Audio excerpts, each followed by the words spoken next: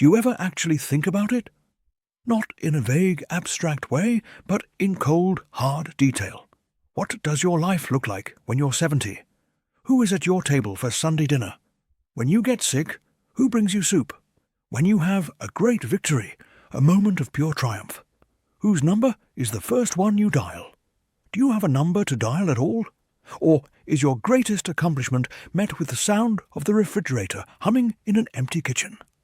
Let me pull you out of the fantasy you're living in, the one where a perfect woman magically appears in your 50s and validates your entire existence.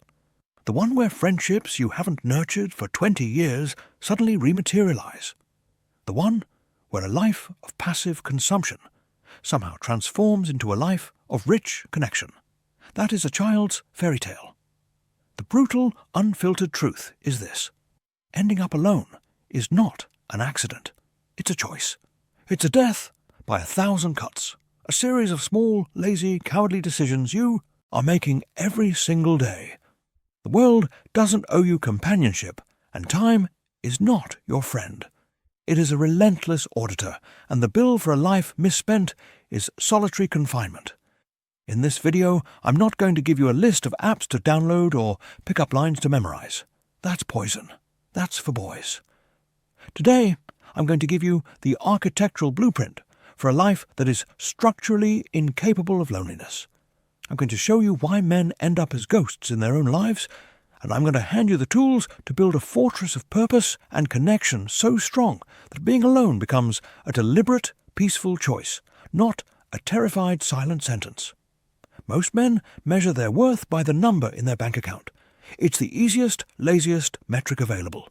It's simple, it's tangible, and it is profoundly, dangerously misleading.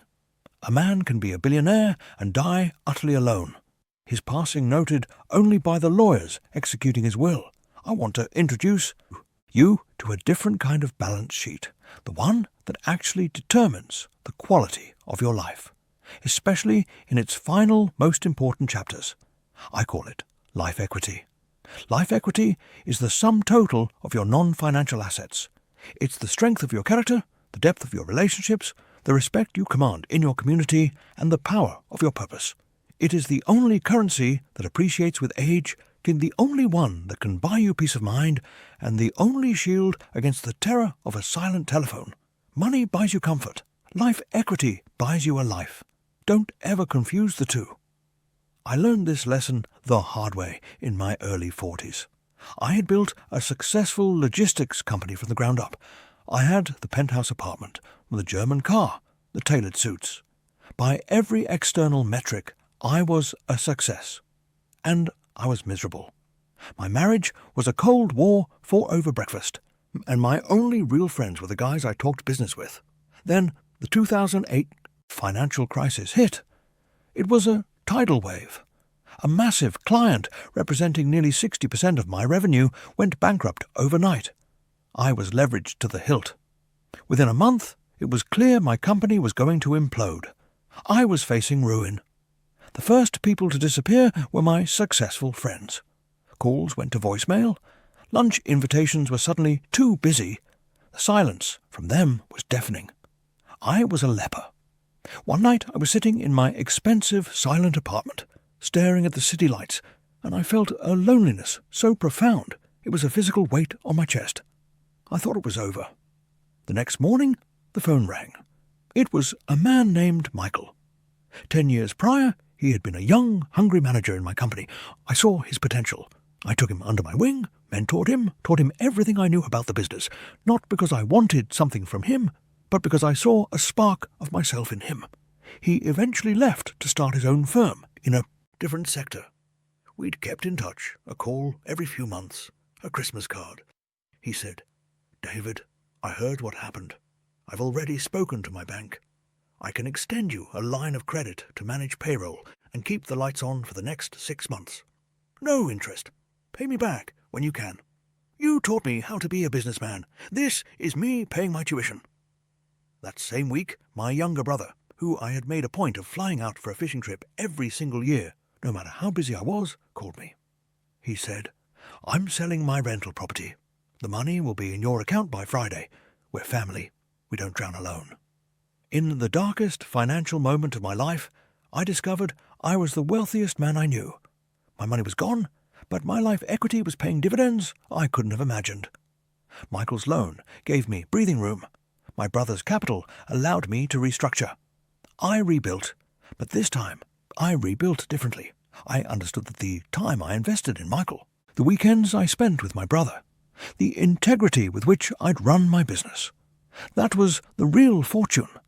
That is the only protection you have against ending up alone. It's not about having a woman, it's about building a kingdom worth sharing. Now we have to talk about you. We have to dismantle the broken framework you're operating from. Because if you continue on your current path, your future is bleak. The single greatest, most catastrophic mistake you are making is this. You are outsourcing your sense of self-worth and your future happiness to a romantic partner. You're not looking for a partner to complement your already amazing life. You are looking for a woman to be your life. You've made a relationship the goal, the prize, the finish line.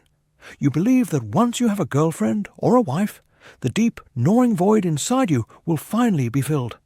You think loneliness is a problem that a woman can solve. This is not just wrong, it is a strategic and psychological disaster of the highest order. Let's break down why this is so toxic, using cold, hard logic. From a psychological standpoint, when you make a woman the center of your universe, you are not communicating love. You are communicating a terrifying amount of pressure. You are handing her the full-time, unpaid job of being your sole source of happiness, validation, and purpose. No healthy, high-value woman wants this job. She wants a partner, not a patient. She wants a man who has his own internal engine, his own source of fuel. When she senses that you are an empty vessel waiting for her to fill you up, she will feel suffocated. It's the emotional equivalent of a man who can't swim clinging to a lifeguard. He isn't loving the lifeguard, he's using her to avoid drowning. And eventually, she will have to push him away to save herself. From an evolutionary biology perspective, your strategy is even worse. For millennia, a female has been wired to seek a male who offers security, resources, and stability. When you signal that you have no life, no friends, no purpose outside of her, what are you really signaling? You are screaming that you have no tribe. You have no independent resources. You have no social capital. You are a man alone on the savannah, and you are a terrible bet for survival. A man with a strong mission, a band of brothers, and a respected place in his community is a fortress. A man whose entire existence revolves around a woman is a fragile hut ready to be blown over by the first storm. A woman's attraction mechanism is not a choice. It's a subconscious reaction to perceived value. Your neediness is a direct, unambiguous signal of low value. You are actively making yourself unattractive with the very strategy you think will win you connection. Let's paint a picture of the man who embodies this failure. We'll call him Symbiotic Steve. When you meet Steve, he's a nice guy. He's agreeable. He's always available. When he starts dating a woman, she becomes his entire world. His hobbies? They become her hobbies. His friends? They fade away, replaced by her friends. His weekend plans? They are whatever she wants to do. He thinks this is what it means to be a good boyfriend. He thinks his constant availability and eagerness to please are signs of his devotion. In reality, they are symptoms of his emptiness. He is a parasite, latching onto her social life, her energy, her purpose, because he has none of his own. For a while, it might seem to work. But slowly, she begins to feel the weight of it. She feels a creeping disrespect for him. Why doesn't he have his own opinions? Why doesn't he have friends who call him? Why is his only answer to, "What do you want to do?" always, "I don't know. What do you want to do?" He has become a ghost in his own relationship. And when she inevitably leaves him because she craves a man with a spine and a life of his own, Steve is not just heartbroken, he is annihilated. He didn't just lose a girlfriend, he lost his entire identity, his social calendar, his purpose for getting out of bed. He is completely, utterly alone because he never built anything for himself. Do you see yourself in Steve? Even a little bit? If you do, You need to understand that you are on the fast track to a life of profound regret. So, we have torn down the faulty structure. Now, we build. The solution to never ending up alone is not to focus on not being alone. That's treating the symptom. The solution is to build a life of such immense value, purpose, and connection that high-quality people, including a high-quality woman, are naturally drawn into your orbit. You must shift your entire identity from a consumer of life to a creator of it. Stop trying to find the party. Become the man who is the party. This new identity, this fortress against loneliness, is built upon 3 fundamental non-negotiable pillars. The first and most important is the pillar of purpose. This is your mission. This is the grand project of your life that has absolutely nothing to do with making money or pleasing a woman. It is your personal Mount Everest. It's the business you want to build, the skill you want to master, the change you want to effect in the world. A man without a mission is a ship without a rudder, drifting aimlessly, vulnerable to every current and storm. A man with a mission is a battleship. He has a destination. He has direction. He moves with intention. This purpose becomes your internal furnace, your primary source of validation and self-esteem. When a business deal goes south, it hurts, but your mission remains. When a woman rejects you, it stings, but your mission remains. It is the bedrock of your existence. For years, my purpose was simply building my company, but after I rebuilt it, I realized that wasn't enough. My real purpose became mentoring young men, like Michael. It was taking the hard-won lessons of my failures and successes and using them to build up other men. That gives me a reason to get out of bed that is 1,000 times more powerful than a stock ticker or a woman's approval. Your practical step is this. Tonight, with no distractions, take out a piece of paper.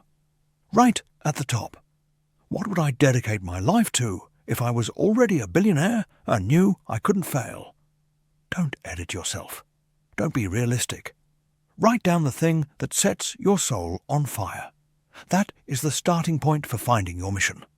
The second is the pillar of brotherhood. Modern society has sold men a lie, the lie of the lone wolf. It's a romantic but ultimately suicidal fantasy. Men are not meant to operate alone. We are tribal creatures. We need a band of brothers, a small, trusted circle of men who hold us accountable, who challenge us, who have our backs when the world tries to break us. I am not talking about your drinking buddies or the guys you watch sports with. I'm talking about a council of kings. The men in my inner circle are men I could call at 3 a.m. from a jail cell in a foreign country, and their only question would be, what's the wire transfer information? We don't just talk about sports. We talk about our fears, our ambitions, our failures as fathers and husbands. We sharpen each other like iron sharpens iron. These relationships require real, sustained investment. They are not built through text messages. They are forged in shared experiences, in moments of vulnerability, and in unwavering loyalty over decades. I have a standing poker game every month with 3 men. We've been doing it for 15 years. The poker is an excuse. The real reason is to check in, to ensure no man is drifting, no man is fighting a battle alone. Your modern isolation, fueled by social media and a culture that encourages superficial connection, is a cancer to your soul. Your practical step. Identify one man in your life who you genuinely respect. Not a nice guy, but a man you admire for his character. This week, call him. Don't text him. Call him and say, I'm looking to build a stronger circle of men in my life, and you're someone I respect. Can I buy you a coffee or a beer next week? It will be uncomfortable. Do it anyway. Real connection lies on the other side of that discomfort. The third and final pillar is the pillar of presence. This means becoming a man of value within your community. It means transitioning from a passive observer to an active participant. A man with presence has roots. He is known, he is respected, he contributes. This is your tribe on a larger scale. The man who is only ever at home or at work is rootless. He has no stake in the world around him. When a crisis hits, he has no one to turn to beyond his immediate and often fragile inner circle. A man with presence has a network of support and goodwill that extends far beyond his close friends. This isn't about networking in the slimy, transactional sense. It's about genuinely investing your time and energy into the ecosystem around you. For me, that meant joining the board of a local youth charity. It meant coaching my son's soccer team long after he stopped playing. It meant becoming a regular at a local coffee shop, knowing the owner by name and being a positive force in that small environment. These actions create a web of weak ties, which sociologists will tell you are often more powerful than strong ties in creating opportunity and a sense of belonging. You become David, the guy who coached my kid, or David, the guy who helped us with our fundraiser. You become a known quantity, a pillar of your community. When you are a man of presence, you can't be truly alone because you are woven into the very fabric of the world you inhabit. Your practical step: find one local group that aligns with an interest of yours. A hiking club, a volunteer fire department, a chess club, a small business owners association. Go to one meeting. Don't put pressure on yourself to make friends. Just show up. Be present. Contribute where you can. Plant the first seed of your roots in your community. Now, we stand at a crossroads. There are two paths stretching out before you from this moment. I want you to see them with absolute clarity. The first path is the one of inaction. It's the easy path. You close this video, you feel a brief flicker of motivation, and then you do nothing. You go back to scrolling, to consuming, to waiting. Let's follow that path for 10 years. You're in your 40s, maybe 50s. The silence in your apartment is a little louder now. The friendships you had in your youth have all but vanished, victims of marriages, children, and your own neglect. You tell yourself you're focused on your career, but you know it's a lie. You're just hiding. You might date, but the women can sense your emptiness, your desperation for someone to save you from yourself, and they leave. Fast forward another 10 years. You're in your 60s. You've retired. You have a pension and a quiet house filled with things, but you have no one to share it with. Your days are an endless loop of television, trips to the grocery store, and doctor's appointments. You see families laughing in the park and feel a pang of regret so sharp it takes your breath away. You will attend weddings and holidays as a solo guest, a satellite orbiting other people's happiness. You won't be a monster. You won't be a bad person. You will just be invisible.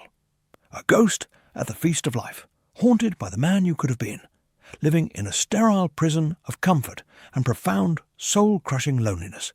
That is the price of your inaction. Now let's look at the second path. It's the harder path. Today, you make a decision. You start building. You take that first awkward step. You write down your mission. You make that uncomfortable phone call to your friend. You show up at that community meeting. It's not a dramatic transformation overnight. It's a process. It's laying one brick, perfectly, every single day. Let's follow this path for 10 years. You're in your 40s or 50s. Your life is full. Not just busy, but full. You wake up energized by your purpose. Your phone buzzes with messages from your brotherhood, planning a weekend trip, checking in, challenging you. You walk through your town and people greet you by name. You are a pillar.